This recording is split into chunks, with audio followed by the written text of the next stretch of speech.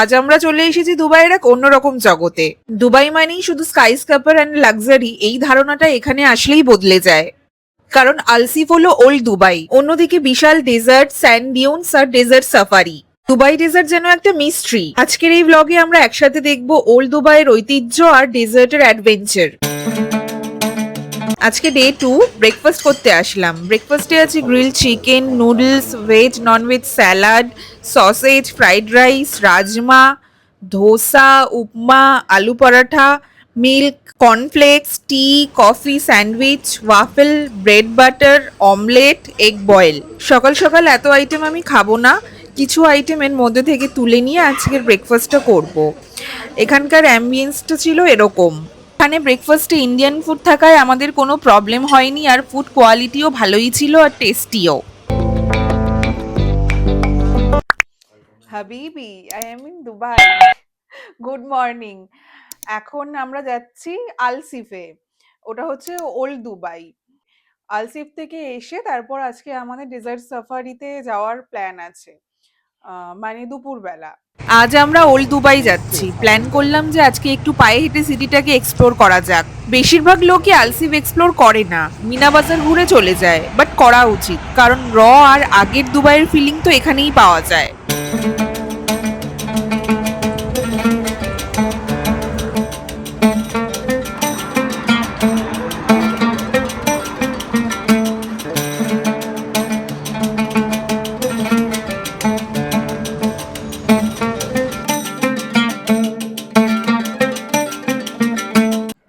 এখানে রাস্তাঘাট এত সুন্দর পরিষ্কার যে হেঁটে হেঁটে যেতেও ভীষণ ভালো লাগছে। আমরা এখন হেঁটে যাচ্ছি আলসিফে, ওইখানে স্টারবাকস আছে, আর ওটা মানে এটা বেসিক্যালি ওল্ড দুবাই, তো এখানে পুরো ওল্ড দুবাইয়ের ভাইবটা পাওয়া যায়। সো আমরা হেঁটেই যাচ্ছি, বেশি দূর না, আমাদের হোটেল থেকে ওই 20-25 মিনিট লাগবে হেঁটে। খুবই সুন্দর ওয়েদার সকালেও, ওই জন্য আমরা হেঁটেই বেরিয়ে পড়েছি। হ্যাঁ, ঠান্ডা আছে। এখানে দেখো একটা ফাঁকা প্লেস আছে, সবাই ক্রিকেট খেলছে। যারা খেলছে ওদের দেখে ইন্ডিয়ানই লাগছে। এখানে রাস্তাঘাট মেনটেন করা, পরিষ্কার পরিচ্ছন্ন, আর খুব সুন্দর সুন্দর গাড়িও যাচ্ছে। এখানে পরপর কয়েকটা ইন্ডিয়ান ব্র্যান্ডের জুয়েলারির দোকানও দেখছি। আজকের আলসিফ হিস্ট্রিকে মডার্নাইজেশনের সাথে সুন্দরভাবে মিশিয়ে দিয়েছে। একদিকে ওল্ড অ্যারাবিয়ান হেরিটেজ আর অন্যদিকে ক্যাফে, রেস্টুরেন্ট আর ছোট ছোট দোকান। এই আলসিফে আসলাম, পুরো ওল্ড দুবাই ভাইবস, খুব সুন্দর এই জায়গাটায়। এই দেখুন পুরো ঘুরিয়ে,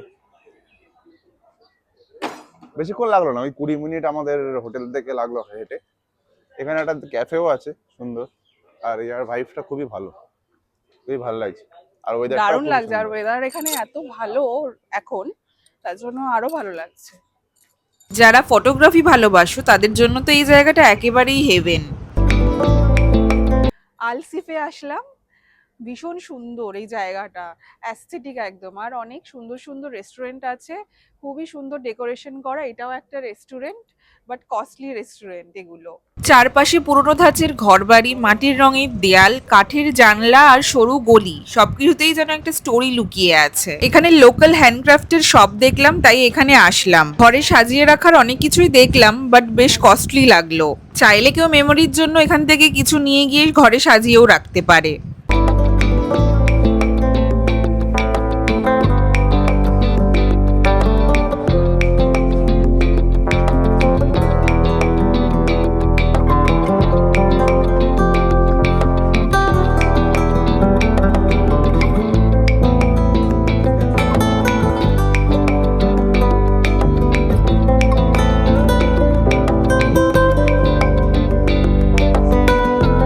আলসিফে প্রতিটা corner, texture, light and shadow সবকিছুই ক্যামেরায় রেখে দেওয়ার মতো। হেঁটে হেঁটে জায়গাটা এক্সপ্লোর করার মধ্যে আলাদা একটা মজা রয়েছে। তাই দুবাই এলে শুধু মডার্নাইজেশন নয়, ওল্ড বিউটিটাও একবার ফিল করার মতোই।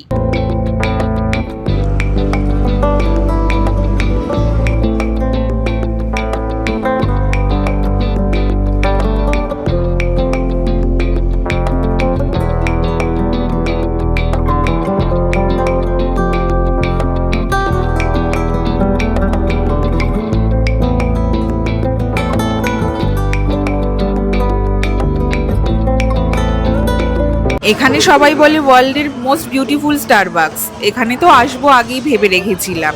এখানে এলে বাইরেই বসা ভালো, বাট আমরা গিয়ে দেখলাম এত ভিড়, বাইরে জায়গা পাওয়া ইম্পসিবল। দেখেই বুঝতে পারছো কত ভিন্টেজ আর পুরনো স্ট্রাকচার এখানে।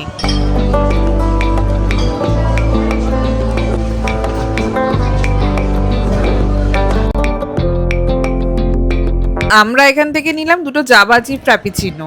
এই জায়গাটা দুবাই ক্রিকের ধারেই রয়েছে, আর একসময় এই ক্রিকই ছিল বাণিজ্যের মেইন সেন্টার। মাছ ধরা, ছোট ছোট নৌকার যাতায়াত সব মিলিয়ে এখানেই গড়ে উঠেছে দুবাইয়ের বেসিক লাইফ। এখন আমরা আলসিফে আছি, খুবই সুন্দর এই জায়গাটা, পুরো ওল্ড টাউন, ওল্ড দুবাই। ওই দিকটা ওই স্টারবাকস, এটা খুব ফেমাস এখানকার, এটা অন্য টাইপেরই ভাইবস পুরো। আর এই দিকটা ওল্ড দুবাই, আর জলের ওই দিকটা হচ্ছে পুরো নিউ দুবাই, সব বড় বড় বিল্ডিং, স্কাই স্ক্র্যাপার সব ওই দিকে। আর এই দিকটা পুরোটা ওল্ড ভাই। জায়গাটা খুবই সুন্দর লাগছে, একদম অসাধারণ। এখানে বোট রাইডও হয়, এখান থেকে চাইলে করতে পারে। মানে আমাদের টাইমের একটু ক্রাঞ্চ আছে বলে আমরা করছি না, তো আমাদের ডেজার্ট সাফারি আছে, বেরিয়ে যাও। আর আমরা তো কালকে করেছি ক্রুজ রাইড। আলসিফ থেকে আমরা চলে এসেছি ওই দুপুর 12টা নাগাদ এখানের টাইম অনুযায়ী। ওখান থেকে আসার সময় আমরা এই সামনে রেস্টুরেন্ট থেকে, মানে ইন্ডিয়ান রেস্টুরেন্ট থেকে চিকেন শাওয়ারমা নিলাম দুটো, ওই 20 দিরাম করে নিয়েছে। ওটা খেয়ে তারপর রেডি হয়ে আমি এই শাড়ি পরেছি, এখন যাচ্ছি ডেজার্ট সাফারিতে। আজকে আমাদের দুবাইতে সেকেন্ড ডে, সো আমরা আজকে যাচ্ছি ডেজার্ট সাফারিতে। এই এখনই 2:30টার সময় আসলো গাড়ি। এখান থেকে 1 ঘন্টা লাগবে। প্রথমে আমাদের ওই বাগি রাইড হবে, তারপরে ওইখান থেকে ডিউন ব্যাশিং ওগুলো সব স্টার্ট হবে, তারপরে আমরা ওখান থেকে ক্যাম্পে যাব। সো দেখা যাক কেমন এক্সপিরিয়েন্সটা হয়। আমরা সিটি লাইফ ছেড়ে বেরিয়ে পড়েছি একটা আলাদা জগতে। এখানে নেই স্কাই স্ক্যাপার, শুধু আছে পিস, স্যান্ড ডিউনস আর ন্যাচারাল বিউটি। এই হলো দুবাইয়ের ডেজার্ট, যত দূর চোখ যায় শুধু স্যান্ড ডিউনস। এত সুন্দর রাস্তা, এত সুন্দর সিন যে কাট করতে মনই চাইছে না। দুবাইয়ের সব থেকে পপুলার অ্যাক্টিভিটিগুলোর মধ্যে একটা হলো desert safari package. Generally desert safari package শুরু হয় বিকেলের দিকে, হোটেল থেকেই পিক আপ হয়। একটা সাফারি কার তোমাকে নিয়ে যাবে সিটির বাইরে ডেজার্টের দিকে।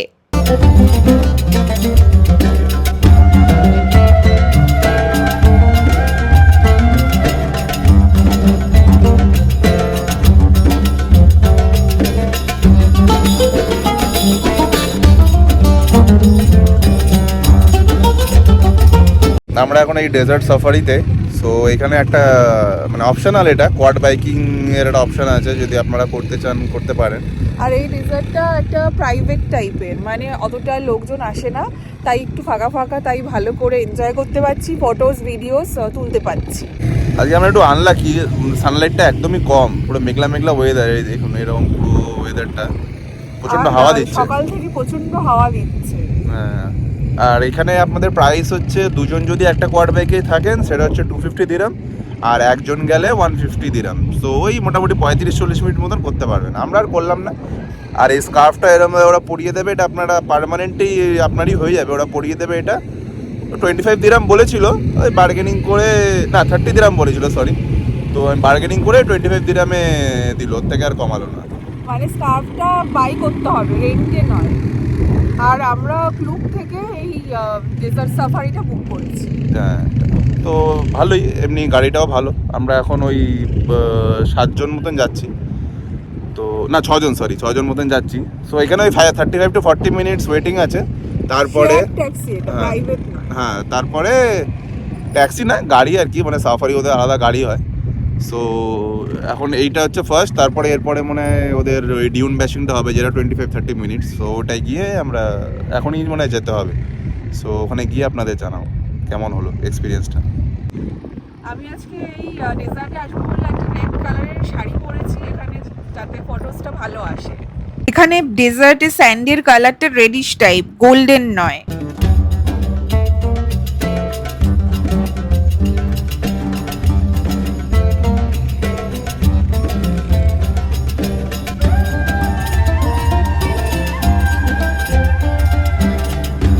এখানে দেখো এরকম বসার জায়গা, ওয়াশরুম সবই পেয়ে যাবে।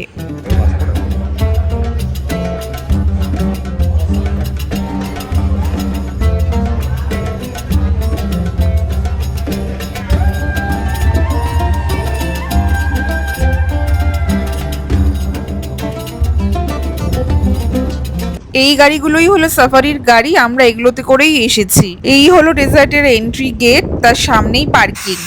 এই হলো আমাদের গাড়ি। ডেজার্টে ঢোকার আগে একটা ছোট স্টপ নেওয়া হয়, এখানে গাড়ির টায়ারের প্রেসার কমানো হয়, কারণ সামনে অপেক্ষা করছে আসল অ্যাডভেঞ্চার, ডিউন ব্যাশিং। এই এক্সপিরিয়েন্স যেন একদম রোলার কোস্টারের মতো, কখনো গাড়ি উঠে যাচ্ছে বালির একদম ওপরে, আবার একেবারে নিচে নেমে আসছে, হার্টবিট যেন একেবারেই বেড়ে যাচ্ছে। ডিউন ব্যাশিং এর জন্য ওরা সাজেস্ট করে লাইট খাবার খাওয়ার জন্য, আর অনেকটা টাইম আগে খাবার খাওয়ার জন্য, কারণ ভমিটিং এর প্রবলেম হতে পারে। দারুণ এক্সপিরিয়েন্স হচ্ছে এখানে, এই এক্সপিরিয়েন্স মনে রাখার মতো।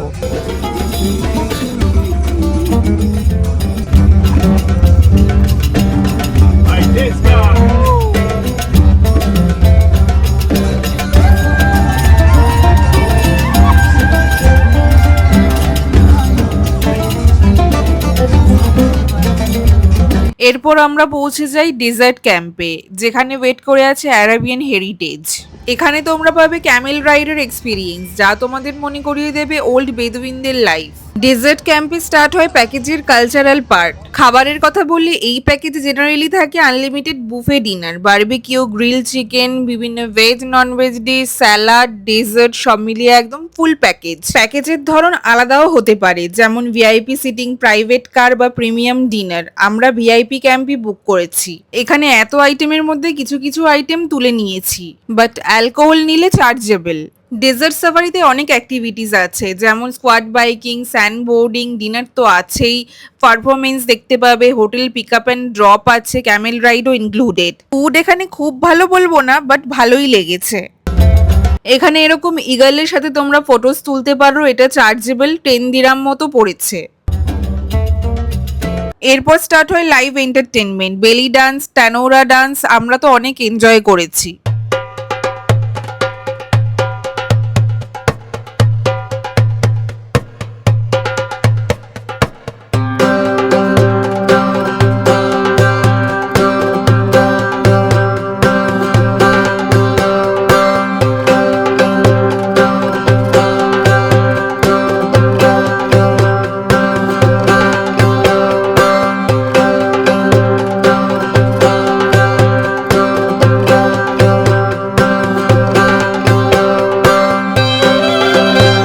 এই হলো পুরো সেটআপটা, যা খুবই সুন্দর। ডেজার্ট সাফারি কমপ্লিট করে আমরা হোটেলের সামনে নামলাম। আমাদের হোটেল থেকে আমরা এখন হেঁটে যাচ্ছি বিনা বাজার, কাছেই, বেশি দূর না, কিছু শপিং করতে। দেখা যাক কি পাই না পাই ওখানে। সাফারিটা অসাম ছিল, মানে যেরকম ড্রাইভারটা খুব মানে মিশুকে ছিল, খালি কথাই বলে যাচ্ছিল, খুবই ভালো ছিল, আর এক্সপিরিয়েন্সটা ভালো ছিল। কিন্তু লাস্টে একটু বৃষ্টি হয়ে গেল বলে আমরা পুরো শোটা হলো না, ফায়ার শো ওইগুলো হলো না, কিন্তু বাকি সব ভালোই ছিল। আমরা এলাম প্রথমে পারফিউমের শপে, এখানে পারফিউম বানিয়ে দিচ্ছে। এখানে প্রচুর কালেকশন, আমাদের জন্য এখান থেকে নিয়ে নিলাম। প্রত্যেকবার মিনা বাজারে আসতে বেশ ভালোই লাগছে, এত ইন্ডিয়ান শপ, মনে হচ্ছে ইন্ডিয়াতেই আছি। বাংলাদেশি শপও আছে।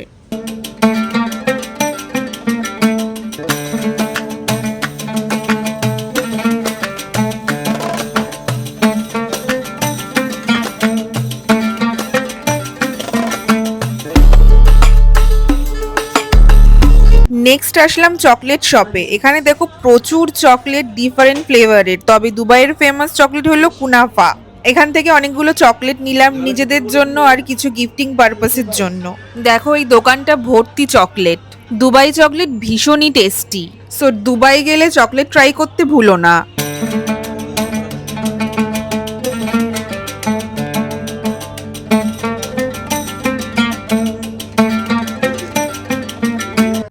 তো ওই ওখানে যখন ড্রপ করলো ওই সাফারি ওই গাড়িটা, তো ওখান থেকে আমরা মিনা বাজার গেছিলাম, টাইম হাতে ছিল, 9টার দিকে ড্রপ করেছিল।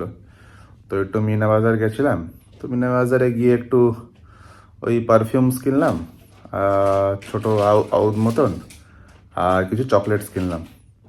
এমনি মার্কেটটা ভালো, ওখানে অনেকক্ষণ খোলা থাকে, ওরা বললো 12টা, রাত্রি 12টা অবধি নাকি খোলা থাকে। তো ওখানে অনেক শপই খোলা ছিল আর একদম জমজমাট।